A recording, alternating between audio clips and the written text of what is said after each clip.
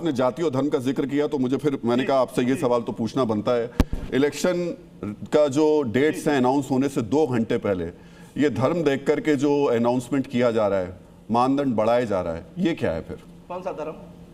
अभी जो पुरोहितों का आपने मानदेय बढ़ाया है, कौन से? शायद आपने देखा नहीं शायद आपको। पश्चिम बंगाल की मुख्यमंत्री ममता बनर्जी का एक्स हैंडल खोलकर देखिए। सुनिए ना, कौन कर रहा है जाति धन की राजनीति? नरेंद्र मोदी आए हैं, 18,680 करोड़ कल तक का इंतजार कर रहे थे ज्ञानेश कुमार जी। आज संडे के दिन कोट पहन के ऑफिस में आके ईसीआई को डिक्लेयर करना पड़ा। क्यों? क्योंकि कल मोदी जी आए और 18,680 करोड़ रुपए की घोषणा कर दी थी, इसलिए इंतजार कर रहे थे कि वो आए। अरे भैया, जाति और धर्म देख के की थी, कर सकते थे, धर्म देखकर की थी, भी कर सकते थे। पुरोहित साहब धर्म देखकर की थी कि बंगाल में 18,600 पुरोहित जी धर्म देखकर की थी। परियोजना का नाम आपकी जो पार्टी ने घोषणा की है वो धर्म देखकर की है ना, तो फिर धर्म की राजनीति कर कौन रहा है? बढ़ाती है इसमें कोई, आप उसके लिए परेशान नहीं, ऐसा नहीं है। मुसलमानों को भी मिलता है, हिंदुओं को भी मिलता है, लक्ष्मी भंडार होता है, वो किसी जाति धर्म। अब आ गए ना आप हिंदू मुसलमान पे, चलिए आ गए आप हिंदू मुसलमान पे, और फिर कहते हैं हिंदू मुसलमान सब कर रहे हैं। स्कीम है, जनता उनके नाम पर उनको वोट देती है। सिद्धार्थ जी वोट देती है। अभी चूंकि धर्म की यहां पर बात उठी कि ठीक चुनाव की तारीखों के ऐलान से कुछ घंटे पहले ममता बनर्जी ने एक्स पर पोस्ट कर दिया कि मुअज्जिनों और पुजारियों की जो मानदेय है वो हम बढ़ाकर 1,500 से 2,000 कर रहे हैं।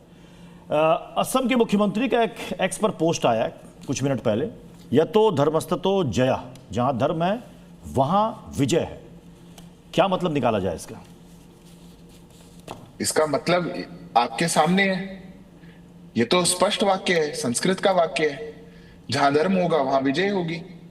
इसमें तो कोई, इसका तो किसी पंथ से लेना देना नहीं है। अगर आपका प्रश्न ये है कि क्या इसका किसी पंथ से लेना देना है, किसी पूजा पद्धति से लेना देना है, मैं माफी चाह के कहूंगा कि नहीं, ये भारत की संस्कृति है। और जहां धर्म होगा वहां निश्चित तौर पर सत्य का विराज होगा, न्याय भी होगा और वहां विजय भी होगी। पर मैं, क्योंकि अभी स्वयं पुरोहित जी कुछ बात कह रहे थे, मैं उनका जवाब दे दूं।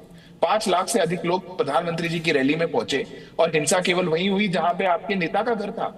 बाहर निकल करके बसों पर पत्थर चला रहे थे, बाहर निकल करके आपकी पुलिस के साथ खड़े होकर के हाथ में हाथ डाल करके आप रैली में जाने वाले लोगों को मार रहे थे। कमाल बात है, पूरी पुलिस आपकी, और आप जाकर के पुलिस के साथ मिलकर के हिंसा फैलाने का काम करें। मुझे लगता है कि जो एक बहुत अच्छा इलेक्शन कमीशन ने जो अपना एक स्टैंड दिया है कि हमें वायलेंस फ्री पोल्स चाहिए और वायलेंस को बिल्कुल बर्दाश्त नहीं किया जाएगा, ये ममता बनर्जी का नाइटमेयर बन के निकलेगा। आज रात को नींद नहीं आने वाली है उनको, क्योंकि जो लोग हिंसा के दम पर चुनाव लड़ते हों और हिंसा के दम पर चुनाव जीतना चाहते हों, वो कतई इस बात को स्वीकार नहीं कर पाएंगे कि चुनावों में हिंसा नहीं हो पाएगी। मैं पश्चिम बंगाल की जनता से और जहां जहां चुनाव है, मैं वहां की जनता से अपील करता हूं, बिल्कुल निर्भीक होकर के वोट करिएगा। और ममता बनर्जी और इनकी जैसी फोर्सेस से ना किसी को डरने की आवश्यकता है, ना आगे डरेंगे। बहुत हो गया ये काला राज, बहुत हो गया मुर्शिदाबाद, बहुत हो गया आरजीकर मेडिकल कॉलेज, बहुत हो गया संदेश खाली। अब इन चीजों को पीछे छोड़ करके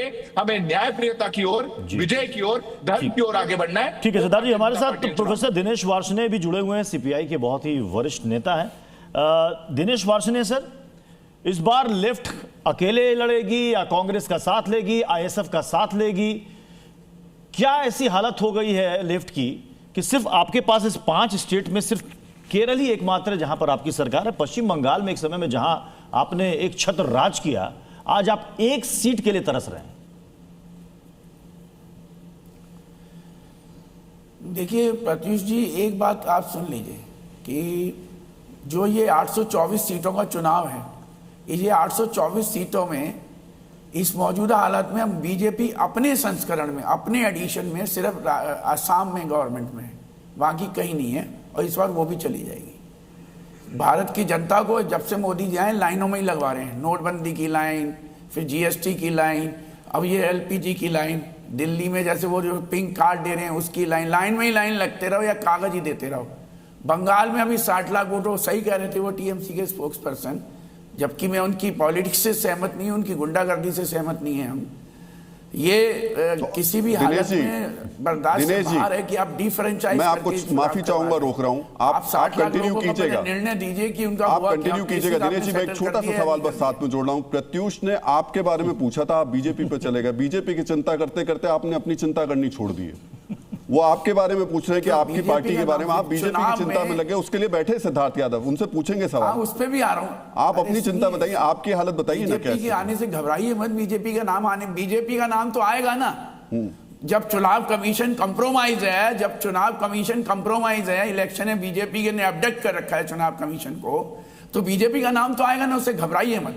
नहीं, घबराने की बात नहीं है। अगर इलेक्शन कमीशन कॉम्प्रोमाइज है तो फिर टीएमसी के साथ भी है क्या? फिर आप बोलिए कि टीएमसी के साथ भी है। टीएमसी की सरकार कैसे बनी? कॉम्प्रोमाइज है बीजेपी के, 2021 में टीएमसी की सरकार कैसे अरे बनी? आपने बिहार में देखा नहीं वो जीविका दीदी के साथ अरे क्या हुआ? 2021 में चुनाव टीएमसी चल की रहे हैं, सरकार 10,000 कैसे बनी रुपए दिनेश जी? ट्रांसफर हो रहे हैं। ये हिंदुस्तान में आजादी के बाद पहली बार हुआ है। बिहार में क्या हुआ है? 10-10 हजार रुपए ट्रांसफर हो रहे हैं और उनको इलेक्शन ड्यूटी में भी लगा रहे हैं जीविका दीदी को।